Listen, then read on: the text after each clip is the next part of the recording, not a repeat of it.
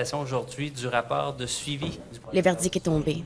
Après 4 ans, le gouvernement du Québec n'a pas atteint des objectifs fixés par la Commission Vienne. D'après le protecteur du citoyen, qui a déclaré que moins d'un tiers des 142 recommandations avaient été mises en œuvre. Dans l'ensemble, le protecteur du citoyen constate que les pouvoirs publics manquent d'une stratégie globale pour atteindre les objectifs d'élimination de la discrimination systémique envers les Premières Nations et les Inuits. La commission Vienne a été lancée après que des allégations de brutalité policière à l'encontre des femmes autochtones du Val-d'Or ont été révélées.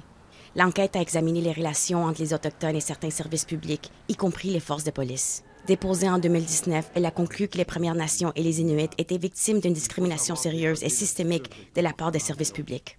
Je pense que de reconnaître la discrimination systémique pour le gouvernement du Québec, ce serait un élément qui permettrait un déblocage important. Maintenant, dans nos travaux avec les partenaires des membres des Premières Nations et des Inuits, on a bien senti l'importance qui est très chargée là, du concept de racisme systémique.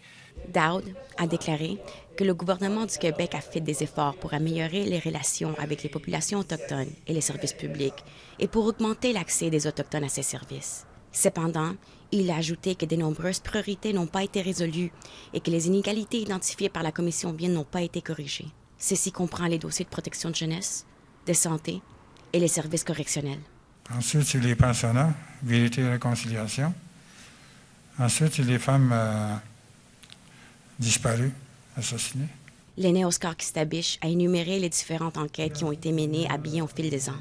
Il a rappelé sombrement que ces rapports ont un impact minime sur la vie des peuples autochtones. Le chef de l'Assemblée des Premières Nations du Québec-Labrador, Ghislain Picard, a dit qu'il était encourageant d'entendre une voix neutre arriver à la même conclusion que les Premières Nations.